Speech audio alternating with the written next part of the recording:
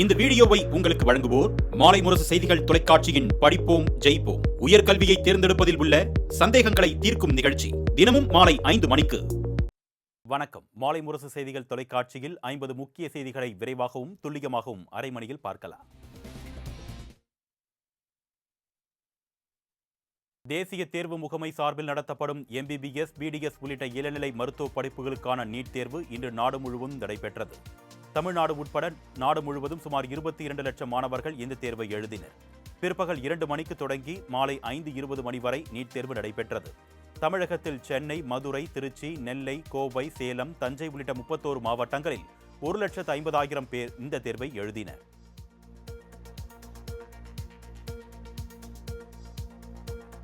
ராமநாதபுரத்தில் உள்ள நீட் தேர்வு மையத்தில் தலையில் பேண்ட் அணிந்தவர்களை கழற்ற கூறியதுடன் கம்மல், மூக்குத்தி, நெற்றியில் வைத்திருந்த பொட்டையும் அதிகாரிகள் அழிக்க சொல்லினர். இதனால் அனைத்து மாணவர்களும் தலைவிரி கோலமாக தேர்வு மையத்திற்குள் சென்றனர். இதேபோல் மாணவர் ஒருவர் ஜிப் வைத்த டி-ஷர்ட் அணிந்திருந்ததால் அதனை கத்திரிக்கோளால் வெட்டி எடுத்த பின்னரே அனுமதிக்கப்பட்டார். இதனால் வேதனையடைந்த பெற்றோர்கள் அதிகாரிகளின் செயலால் மாணவர்கள் மன உளைச்சலுக்கு ஆளாவதாக குற்றம் சாட்டினர்.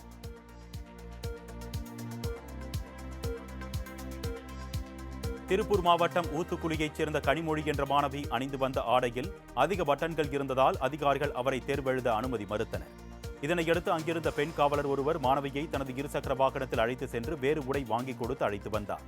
குறித்த நேரத்தில் தேர்வு மையத்திற்கு வந்ததால் தன்னால் தேர்வு எழுத முடிந்ததாகவும் அதற்கு காரணமான காவலருக்கு நன்றி தெரிவித்துக் கொள்வதாகவும் அந்த மாணவி நெகிழ்ச்சி தெரிவித்தார்.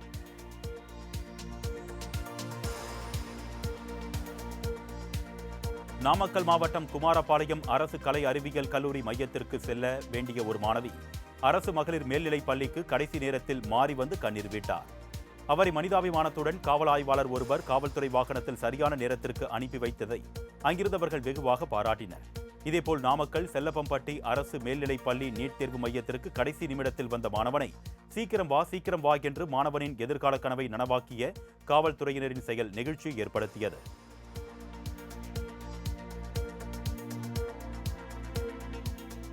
கன்னியாகுமரி மாவட்டம் நாகர்கோவில் தேர்வு மையத்தில் மாணவிகள் கழுத்தில், காதில், கையில் அணிந்திருந்த நகைகளை அகற்றியதுடன் நெற்றி போட்டு திருநீர், குங்குமத்தை அழிக்க செய்தனர். மேலும் திருமணமான மாணவியின் தாலி செயினை கழற்ற செய்து தேர்வு மையத்திற்கு அனுமதித்த செயல் அங்கிருந்தவர்கள் முகம் சுழிக்க வைத்தது. பின்னர் தனது கணவரிடம் தாலியை கழற்றி கொடுத்துவிட்டு அந்த மாணவி தேர்வு எழுதினார்.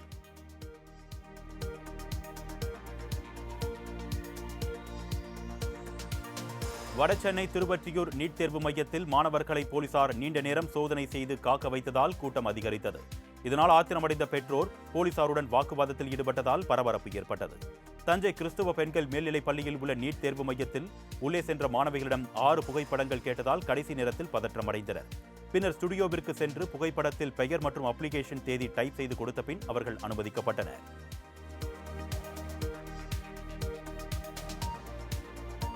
வேலூரில் நீட் தேர்வு மையத்திற்கு வந்த மாணவர்களின் காதுகளில் டார்ச் லைட் அடித்து அலுவலர்கள் சோதனை செய்த சம்பவம் பரபரப்பை ஏற்படுத்தியது. கடந்த முறை காதுகளில் எலக்ட்ரானிக் சாதனங்களை மறைத்து எடுத்து வந்ததன் எதிரொலியாக இந்த சோதனை நடத்தப்பட்டதாக அதிகாரிகள் விளக்கம் அளித்தனர். வழக்கமாக ஆடைகளில் மட்டுமே சோதனை செய்யும் அதிகாரிகள் இந்த முறை நவீன தகவல் தொழில்நுட்பத்தை மாணவர்கள் பயன்படுத்துவதை தடுக்கும் வகையில் செயல்பட்டனர்.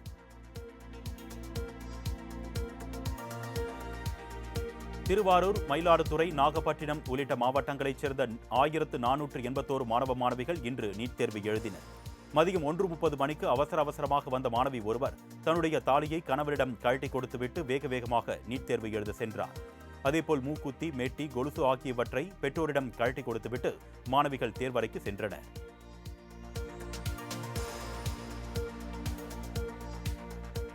நீட் நுழைவுத் தேர்வு ஆய்வுக்காக காலதாமதமாக வந்த புதுக்கோட்டை முதன்மை கல்வி அலுவலர் சண்முகம், அவரது உதவியாளர் மாரிமுத்து ஆகியோர் தேர்வு மையத்திற்கு முன்பே தடுத்து நிறுத்தப்பட்டனர். குறித்த நேரத்திற்கு வராததால் நீட் தேர்வு மைய அதிகாரிகள் கேட்டை பூட்டினர். இதனால் கல்வி அதிகாரிகள் பள்ளியின் நுழைவாயிலில் நீண்ட நேரம் காத்திருக்கும் நிலை உருவானது. பின்னர் கெஞ்சிய நிலையில் அவர்கள் பள்ளிக்குள் அனுமதிக்கப்பட்டனர்.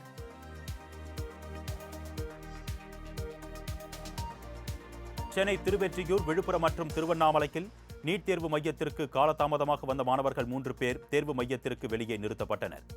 எனினும் நீண்ட நேரம் வரை அதிகாரிகளிடம் மாணவர்கள் மற்றும் அவரது பெற்றோர்கள் தேர்வு எழுத அனுமதிக்க வேண்டும் என்று வேண்டுகோள் விடுத்தனர். ஆனால் அதிகாரிகள் அனுமதி மறுத்ததால் அவர்கள் அனைவரும் கண்ணீருடனும் ஏமாற்றத்துடனும் தேர்வு எழுத முடியாமல் திரும்பி சென்றனர்.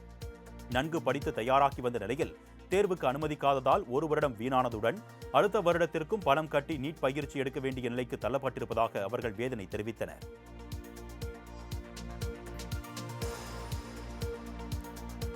செங்கல்பட்டு மாவட்டம் மேல்மருவத்தூர் அருகே நீட் தேர்வு எழுதவிருந்த மாணவி தூக்கிட்டு தற்கொலை செய்து கொண்ட சம்பவம் சோகத்தை ஏற்படுத்தியுள்ளது.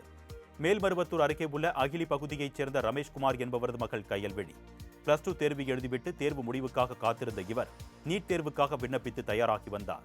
இந்நிலையில் நேற்றிரவு தேர்வுக்காக படித்துவிட்டு தூங்க சென்ற மாணவி காலையில் பார்க்கும்போது தூக்கில் தொங்கிய நிலையில் இறந்து கிடந்துள்ளார். நீட் தேர்வு பயத்தால் மாணவி தற்கொலை செய்து கொண்டாரா அல்லது வேறு ஏதேனும் காரணமா என்று மேல்மருவத்தூர் போலீசார் விசாரணை மேற்கொண்டு வருகின்றனர்.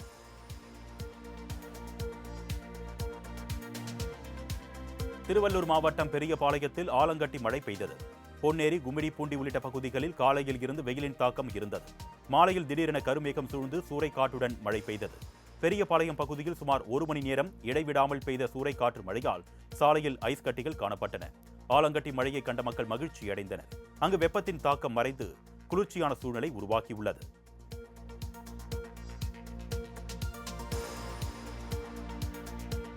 சென்னையை அடுத்துள்ள பூவிருந்தவல்லியில் வானம் இருள் சூழ்ந்து சூறைக்காற்றுடன் கனமழை பெய்தது. போரூர், ராமாபுரம், வலசரவாக்கம், மதுரவாயில், வானகரம் உள்ளிட்ட சுற்றுவட்டார பகுதிகளில் பெய்த கனமழையால் சாலைகளில் நீர் தேங்கி ஓடியது. இதனால் போரூரில் கடும் போக்குவரத்து நெரிசல் ஏற்பட்டது. கோட்டு மழையில் வாகனங்கள் ஊர்ந்து செல்லும் நிலை ஏற்பட்டது.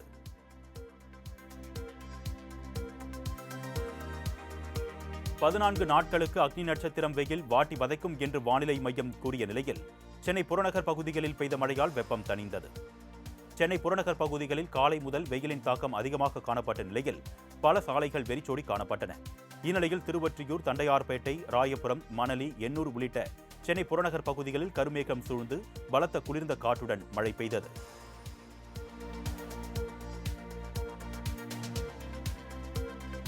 கோடை வெயிலால் கொதிப்படைந்திருந்த திருத்தணி மக்கள் திடீரென பெய்த மழையால் திணறி போனார்கள். திருவள்ளூர் மாவட்டம் திருத்தணியில் தொடர்ந்து 20 நாட்களுக்கும் மேலாக வெயில் சதமடித்து கொளுத்தியது. அக்னி வெயில் கொளுத்தும் என்று அறிவிக்கப்பட்டிருந்த நிலையில் நண்பகலுக்கு மேல் அங்கு குளிர்ந்த காற்றுடன் மிதமான மழை பெய்தது. தொடர்ந்து சாரல் மழை பெய்து வருவதால் திருத்தணி மக்கள் மகிழ்ச்சி அடைந்துள்ளனர்.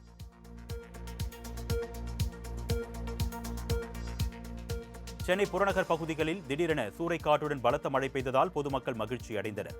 வெப்பசலனம் காரணமாக இன்றும் நாளையும் கனமழை பெய்ய வாய்ப்பிருப்பதாக வானிலை ஆய்வு மையம் அறிவித்திருந்த நிலையில் புறநகர் பகுதிகளான தாம்பரம், குரோம்பேட்டை, பல்லாவரம், பம்மல், மீனம்பாக்கம், சேலையூர், மேடவாக்கம், வண்டலூர் மற்றும் சுற்றுவட்டார பகுதிகளில் சூறைக்காற்று, இடி மின்னலுடன் பலத்த மழை பெய்தது.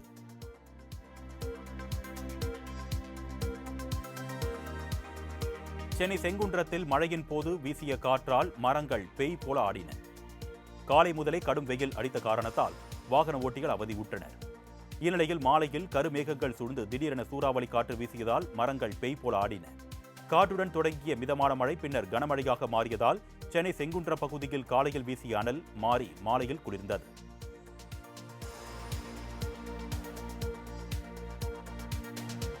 திருப்பூர் அருகே பாலம் அமைக்க தோண்டப்பட்ட பள்ளத்தில் நிலை தடுமாறி விழுந்து தம்பதி உயிரிழந்த சம்பவம் சோகத்தை ஏற்படுத்தியது. குண்டடம் அடுத்த சூரியநல்லூரைச் சேர்ந்த நட்ராஜ், ஆனந்தி தம்பதியினர் தங்களது 15 வயது மகள் தீக்ஷியாவுடன் இருசக்கர வாகனத்தில் கோவிலுக்கு சென்றுவிட்டு வீடு திரும்பியுள்ளனர். புலாய்பாளையம் பகுதியில் பாலம் அமைக்கும் பணிக்காக தோண்டப்பட்ட பள்ளத்தில் அவர்களின் 2 சக்கர வாகனம் கவிழ்ந்து விபத்துக்குள்ளானது. எச்சரிக்கை பலகை இல்லாததால் ஏற்பட்ட விபத்தில் நட்ராஜ், ஆனந்தி தம்பதியினர் நிகழ்விடத்திலேயே பரிதாபமாக உயிரிழந்தனர். அவர்களது மகள் தீக்ஷயா படுகாயமடைந்தார்.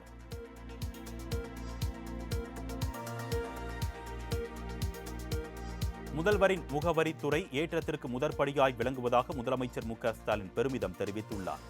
எக்ஸ் தளத்தில் இதுகுறித்து பதிவிட்டுள்ள அவர், மக்களால் எளிதில் அணுகக்கூடிய எல்லோருடைய குறைகளையும் காது கொடுத்து கேட்டு தீர்வு காணக்கூடிய தமிழக அரசில் தனது நேரடி கட்டுப்பாட்டில் முதல்வரின் முகவரித்துறை இயங்குவதாக தெரிவித்துள்ளார். அமுதா IAS தலைமையில் மக்களின் குறைகளை களைந்து ஏற்றத்திற்கு முதற்படியாய் இந்த திட்டம் விளங்குவதாகவும் இதனை பொதுமக்கள் பயன்படுத்திக் கொள்ள வேண்டும் என்றும் முதலமைச்சர் மு.க.ஸ்டாலின் கேட்டுக் கொண்டுள்ளார்.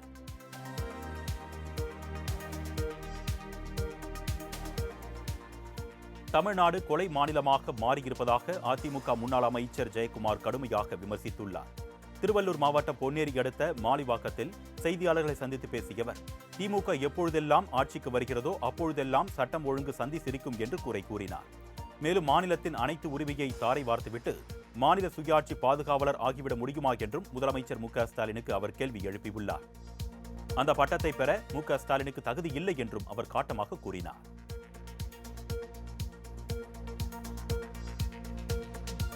தேமுதிகவுக்கு ராஜ்யசபா சீட் வழங்கப்படும் என்று அதிமுக உறுதியளித்தது உண்மைதான் என்றும், நேரம் வரும்போது அனைத்தையும் வெளிப்படையாக சொல்வதாகவும் அக்கட்சியின் பொருளாளர் எல்.கே. சுதீஷ் தெரிவித்துள்ளார். தனியார் நாளிதழுக்கு பேட்டியளித்த எல்.கே. சுதீஷ் இந்த தகவலை தெரிவித்துள்ளார்.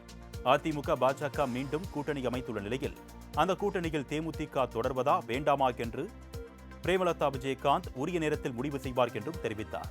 தாவேகாவுடன் கூட்டணி அமைப்பது உள்ளிட்ட அனைத்து விவகாரங்கள் குறித்தும் கடலூர் மாநாட்டில்தான் முடிவு செய்யப்படும் என்று கூறினார்.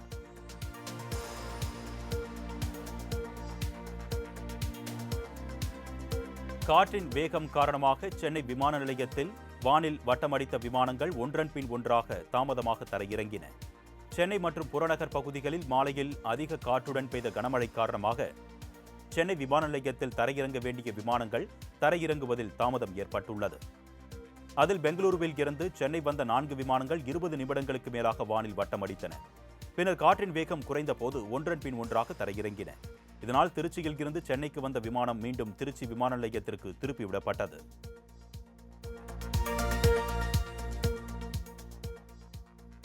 உயிர்கொல்லி நீட் தேர்வு எப்பொழுதுதான் ஒழியும் என்று பாமக தலைவர் அன்புமணி ராமதாஸ் கேள்வி எழுப்பியுள்ளார்.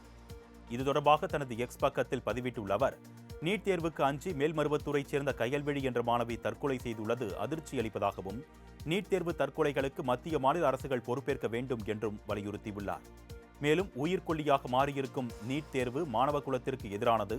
தேர்தல் வாக்குறுதியின்படி நீட் தேர்வை ரத்து செய்ய திமுக என்ன திட்டம் வைத்திருக்கிறது என்பதை தெளிவுபடுத்த வேண்டும் என்றும் அன்புமணி வலியுறுத்தியுள்ளார்.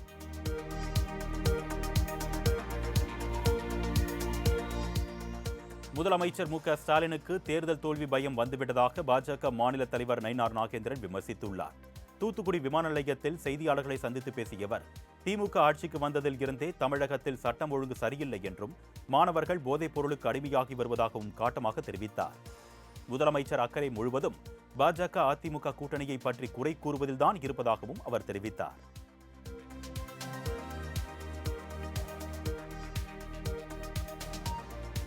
திருவாரூர் மாவட்டம் திருத்துறைப்பூண்டி அருகே சுற்றுலா வாகனமும் அரசு பேருந்தும் நேருக்கு நேர் மோதிய விபத்தில் 4 பேர் உயிரிழந்தனர். கேரள மாநிலம் திருவனந்தபுரத்தில் இருந்து நண்பர்கள் 5 பேர் ஆம்னி வேனில் வேளாங்கண்ணிக்கு சுற்றுலா சென்றனர். இந்நிலையில் ஆம்னி வேன் கருவைப்பஞ்சேரி பகுதியில் சென்றபோது அந்த பகுதியில் வந்த அரசு பேருந்து நேருக்கு நேர் மோதி விபத்துக்குள்ளானது. இந்த கோர விபத்தில் சாஜிநாத், ராஜேஷ், சுஜித், ராகுல் ஆகிய 4 பேர் சம்பவ இடத்திலேயே உயிரிழந்தனர். மேலும் ஒருவர் படுகாயங்களுடன் மருத்துவமனையில் அனுமதிக்கப்பட்டுள்ளார். வார விடுமுறையையொட்டி தொட்டபெட்டா மலை சிகரத்தில் சுற்றுலா பயணிகள் கூட்டம் அலைமோதியது. கோடை விடுமுறை தொடங்கியுள்ள நிலையில் உதகையில் உள்ள சுற்றுலா தலங்களில் பொதுமக்கள் கூட்டம் நாளுக்கு நாள் அதிகரித்த வண்ணம் உள்ளது. இந்நிலையில் உதகை அரசு தாவரவியல் பூங்கா, தொட்டபெட்டா மலை சிகரம், படகு இல்லம், ரோஜா பூங்கா உள்ளிட்ட இடங்களை சுற்றுலா பயணிகள் கண்டு ரசித்தனர். மேலும் இங்கு நிலவும் இதமான காலநிலையை அனுபவித்தவாறு அவர்கள் புகைப்படம் மற்றும் செல்ஃபி எடுத்து மகிழ்ந்தனர்.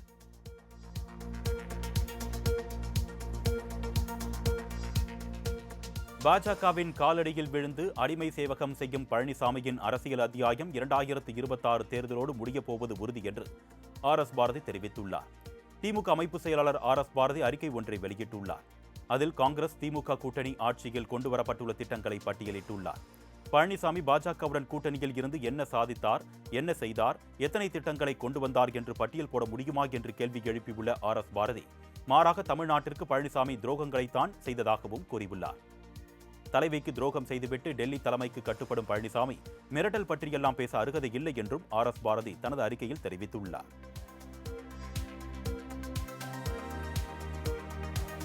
வெயிலின் தாக்கத்தை சமாளிக்க கொடிவேரி அணையில் சுற்றுலா பயணிகள் குடும்பத்துடன் ஆனந்த குளியல் போட்டனர். ஈரோடு மாவட்டம் பவானிசாகர் அணையில் தண்ணீர் திறந்துவிடப்படும் நிலையில் கொடிவேரி அணையில் இருந்து அருவி போல கொட்டுகிறது. இதனால் தமிழகம் மட்டுமின்றி வெளி மாநிலங்களில் இருந்தும் ஏராளமான சுற்றுலா பயணிகள் வந்து செல்கின்றனர். இந்நிலையில் வெயிலின் தாக்கத்தை சமாளிக்க கொடிவேரி அணையில் ஏராளமான சுற்றுலா பயணிகள் குடும்பத்துடன் குளித்து மகிழ்ந்தனர். அத்துடன் அங்கு பரிசல் பயணம் மேற்கொண்டும் பூங்காவில் சிறியவர்கள் முதல் பெரியவர்கள் வரை விளையாடியும் பொழுதை மகிழ்ச்சியுடன் கழித்தனர்.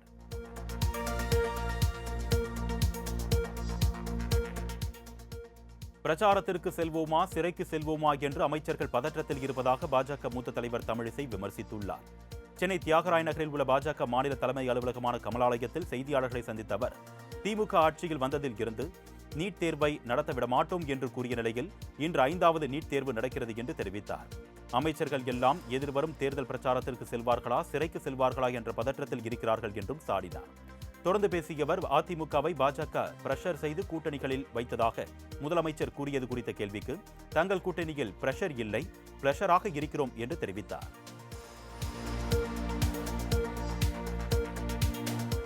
தமிழக மீனவர்களின் படகுகளை அழிக்கும் இலங்கை அரசின் திட்டத்தை மத்திய அரசு தலையிட்டு தடுத்து நிறுத்த வேண்டும் என்று பாமக நிறுவனர் ராமதாஸ் கோரிக்கை விடுத்துள்ளார். இதுகுறித்து அவர் வெளியிட்ட அறிக்கையில், செயற்கையான பவள பாறைகளை வளர்ப்பதற்கு 34 படகுகளை உடைத்து இலங்கை கடலில் மூழ்கடிப்பதன் மூலம் எளிதாக வளர்க்க முடியும் என்று அந்நாட்டு மீன்வளம் மற்றும் கடல் வளத்துறை பரிந்துரை செய்திருப்பதாக கூறியுள்ளார். எனவே தமிழக மீனவர்களின் வாழ்வாதாரங்களை அழிக்க பல நடவடிக்கைகளை மேற்கொண்டு வரும் இலங்கை அரசின் அடுத்த கட்ட நடவடிக்கைகளை தடுக்க மத்திய அரசு உரிய நடவடிக்கை எடுக்க வேண்டும் என்றும் அவர் கேட்டுக் கொண்டுள்ளார்.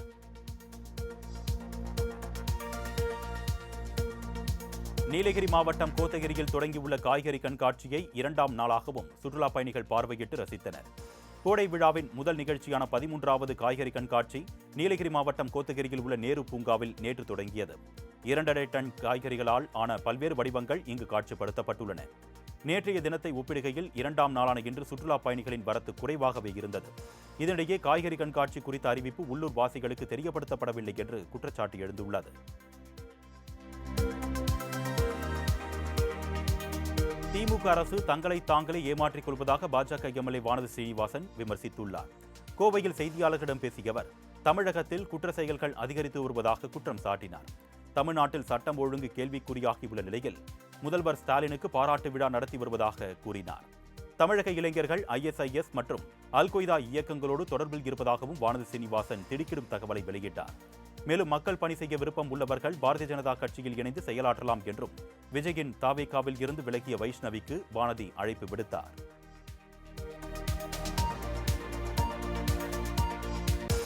பெரம்பலூர் மாவட்டம் வேப்பந்தட்டை அருகே ஆற்றில் மின்சாரம் வைத்து மீன்பிடிக்க முயன்ற இளைஞர்கள் 2 மின்சாரம் தாக்கி உயிரிழந்தனர். தொண்டமான்துறை கிராமத்தைச் சேர்ந்த தினேஷ்குமார், ரஞ்சித் ஆகியோர் அந்த பகுதியில் உள்ள கல்லாற்றில் மின்சாரத்தை செலுத்தி மீன்பிடிக்க சென்றுள்ளனர். அப்பொழுது எதிர்பாராத விதமாக மின்சாரம் தாக்கியதில் நீருக்குள் விழுந்த 2 பரிதாபமாக உயிரிழந்தனர். இதனை அறிந்த ஊர் மக்கள் அளித்த தகவலின் பேரில் விரைந்து வந்த போலீசார் 2 உடல்களையும் மீட்டு பிரேத பரிசோதனைக்காக பெரம்பலூர் அரசு மருத்துவமனைக்கு அனுப்பி வைத்தனர்.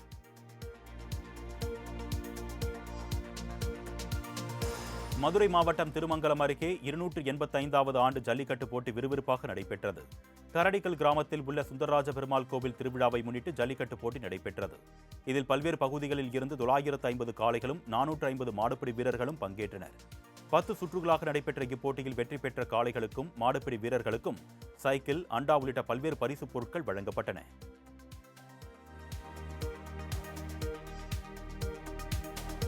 பயம் என்பது திமுகவின் அகராதியிலேயே இல்லை என்று மதிமுக பொதுச் செயலாளர் வைகோ தெரிவித்துள்ளார். கோவை விமான நிலையத்தில் செய்தியாளர்களை சந்தித்து பேசிய அவர், வருமான வரித்துறை, அமலாக்கத்துறை போன்ற அமைப்புகள் மத்திய அரசால் தவறாக பயன்படுத்தப்படுகின்றன என்று சாடினார். இதனால் அந்த அமைப்புகளின் மீது மக்களுக்கு நம்பிக்கை குறைந்துவிட்டதாகவும் கூறிய வைகோ, இதை பற்றி கவலைப்படாத திமுகவின் அகராதியில் பயம் என்பதே இல்லை என்றார். மேலும் நீட் தேர்வு விலக்கு குறித்த கேள்விக்கு அரசு தீவிர முயற்சி மேற்கொண்டு வருவதாகவும் கூறினார்.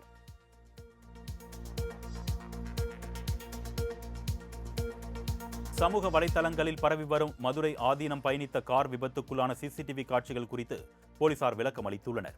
கள்ளக்குறிச்சி மாவட்டம் உளுந்தூர்பேட்டை அருகே மதுரை ஆதீனத்தின் வாகனம் சென்ற நிலையில் எதிரே வந்த வாகனத்தின் மீது மோதி சேதமடைந்தது. இரு தரப்பினருக்கும் இடையே கடும் வாக்குவாதம் ஏற்பட்ட நிலையில் மதுரை ஆதீனத்தை கொலை முயற்சி செய்ததாக சமூக வலைதளங்களில் விபத்து குறித்த காட்சிகள் பரவின. இதுகுறித்து போலீசார் விசாரணை மேற்கொண்டதில் மதுரை ஆதீனத்தின் ஓட்டுநர் வாகனத்தை வேகமாக இயக்கி விபத்தை ஏற்படுத்தியது தெரியவந்தது. மேலும் இது கொலை முயற்சி இல்லை என்றும் வதந்திகளை பரப்புவோர் மீது நடவடிக்கை எடுக்கப்படும் என்று போலீசார் தெரிவித்துள்ளனர்.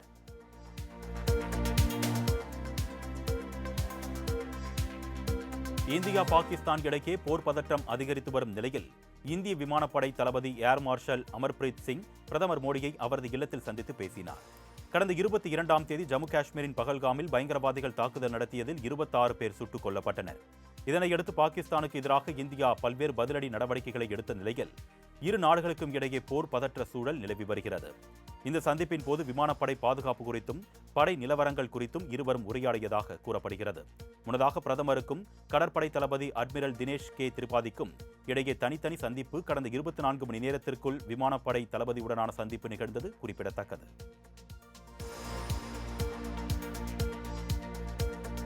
பஞ்சாப் மாநிலம் அமிர்தசரஸில் உள்ள ராணுவ கண்டோன்மெண்ட் பகுதிகள் விமானப்படை தளங்களின் முக்கியமான தகவல்கள் மற்றும் புகைப்படங்களை கசியவிட்டதாக 2 பேரை அம்மாநில போலீசார் கைது செய்தனர். ஜம்மு காஷ்மீர் பகல்காமில் நடத்திய பயங்கரவாத தாக்குதல் பாகிஸ்தானின் தூண்டுதலின் பேரிலேயே நடத்தப்பட்டதாக கூறப்படும் நிலையில் பாலக் ஷெர் மாசிக் மற்றும் சூரஜ் மாசிக் ஆகிய இருவர் பாகிஸ்தான் உளவுத்துறை செயற்பாட்டாளர்களுடன் தொடர்பில் இருப்பது தெரியவந்துள்ளது. மேலும் அதிகாரப்பூர்வ ரகசிய திட்டத்தின் கீழ் வழக்கு பதிவு செய்யப்பட்டு விசாரணை நடைபெற்று வரும் நிலையில் மேலும் பல தகவல்கள் வெளியாகும் என்று தெரிகிறது.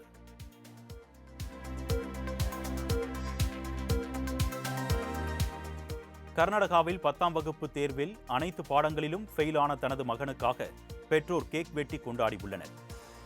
பாகல்கோட் பகுதியில் ஆங்கில வழியில் 10ஆம் வகுப்பு தேர்வு எழுதிய அபிஷேக் என்ற சிறுவன் அனைத்து பாடங்களிலும் ஃபெயிலானதுடன் 600க்கு 200 மதிப்பெண்கள் மட்டுமே எடுத்துள்ளார்.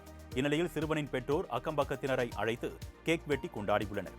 அப்பொழுது நீ தேர்வில் மட்டும்தான் தோல்வியடைந்துள்ளாய், வாழ்க்கையில் அல்ல என்று கூறிய அவர்கள் நீ மீண்டும் முயற்சி செய்யலாம், வெற்றிக்கான வாய்ப்பு பிரகாசமாக உள்ளது என்று கூறி ஊக்கப்படுத்தியுள்ளனர்.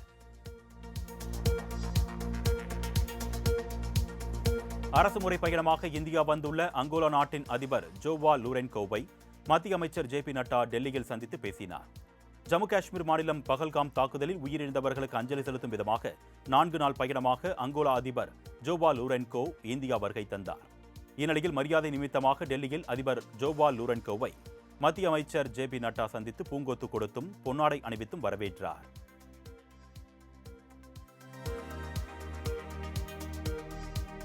இந்திய நாட்டில் சமஸ்கிருதத்தின் மேம்பாட்டிற்கு உகந்த சூழல் கிடைத்திருப்பதாக மத்திய உள்துறை அமைச்சர் அமித்ஷா தெரிவித்துள்ளார். டெல்லியில் 1008 சமஸ்கிருத சம்பாஷன் முகாம்களின் நிறைவு விழா நடைபெற்றது. நிகழ்வில் பங்கேற்று பேசிய உள்துறை அமைச்சர் அமித்ஷா இந்திய நாட்டில் சமஸ்கிருதத்தின் மேம்பாட்டிற்கு உகந்த சூழல் தற்பொழுது கிடைத்திருப்பதாக கூறினார். மேலும் அரசாங்கமும் மக்களும் சமஸ்கிருதத்தின் மேம்பாட்டிற்கு உறுதியாக குரல் கொடுப்பவர்களாக உள்ளதாகவும் தெரிவித்தார். டெல்லியில் உரிய ஆவணங்கள் இன்றி சட்டவிரோதமாக பல்வேறு பகுதிகளில் வசித்து வந்த 6 பெண்களை டெல்லி போலீசார் கைது செய்தனர்.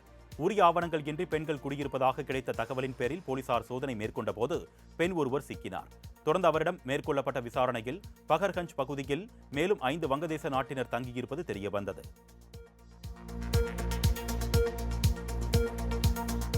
கேரள மாநிலத்தில் விபத்தில் சிக்கியவர்களுக்கு உதவிய பிரியங்கா காந்தியின் வீடியோவை காங்கிரஸ் கட்சியினர் வெளியிட்டனர். பிரியங்கா காந்தி கேரள மாநிலத்தில் உள்ள அவருடைய தொகுதியான வயநாட்டில் 3 நாள் சுற்றுப்பயணம் மேற்கொண்டுள்ளார்.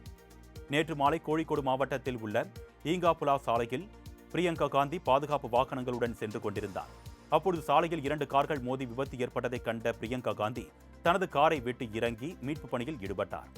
இது தொடர்பான வீடியோ இணையத்தில் வைரலாகி வருகிறது.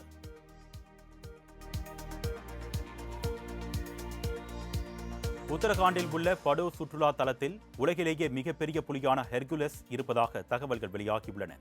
இந்த புலி 7 அடி நீளமும் சுமார் 300 கிலோ எடையும் கொண்ட நிலையில் வன ஆர்வலர்கள் பலரும் ஹெர்குலஸ் புலியை காண ஆர்வமாக உள்ளனர். மேலும் இந்த புலிதான் உலகத்திலேயே மிகப்பெரியதாக என்பதும் இன்னும் உறுதிப்படுத்தப்படவில்லை என்றும் வன ஆர்வலர் பிரகாஷ் தெரிவித்துள்ளார்.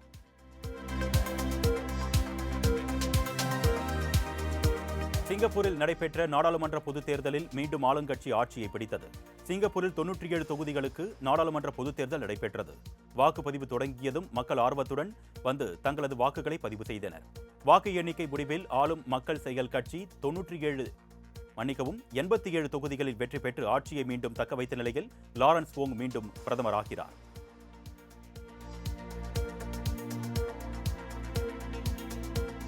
அமெரிக்காவின் மேற்கு டெக்சாஸ் பகுதியில் திடீர் நிலநடுக்கம் ஏற்பட்டது. 10 கிலோமீட்டர் ஆழத்தில் ஏற்பட்ட இந்த நிலநடுக்கம் ரிக்டர் அளவுகோலில் 5.2 பதிவானதாக ஐரோப்பிய மத்திய தரைக்கடல் நில அதிர்வு மையம் தெரிவித்துள்ளது.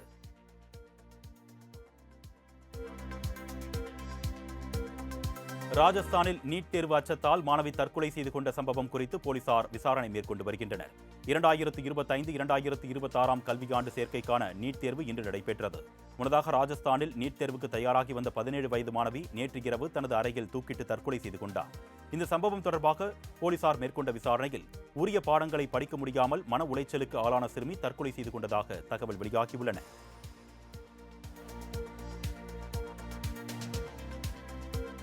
NCERT புத்தகத்தில் முகலாயர்கள் குறித்த பாடங்கள் நீக்கப்பட்ட விவகாரம் சர்ச்சையான நிலையில் இந்த பாடத்திட்டத்தை யார் தீர்மானித்தது என்று நடிகர் மாதவன் கேள்வி எழுப்பியுள்ளார்.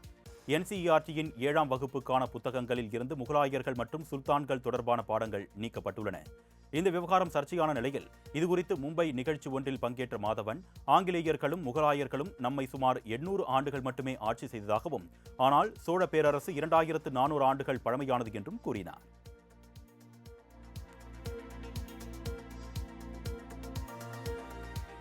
த்ரிஷாவின் 42வது பிறந்தநாளையொட்டி அவர் நடித்து வரும் விஸ்வம்பரா திரைப்படத்தின் படக்குழுவினர் அவரது கதாபாத்திர அறிமுக போஸ்டரை வெளியிட்டு வாழ்த்து தெரிவித்துள்ளனர். 25 ஆண்டுகளாக தமிழ் சினிமாவில் கோலோச்சி வரும் த்ரிஷா தமிழ், தெலுங்கு, மலையாள மொழிகளில் சுமார் 60க்கும் மேற்பட்ட திரைப்படங்களில் நடித்துள்ளார். தற்பொழுது சிரஞ்சீவிக்கு ஜோடியாக விஸ்வம்பரா திரைப்படத்தில் அவனி என்ற கதாபாத்திரத்தில் நடித்து வருகிறார். இந்நிலையில் அவரது 42வது பிறந்தநாளையொட்டி அவனி கதாபாத்திர அறிமுக போஸ்டரை படக்குழு வெளியிட்டுள்ளது.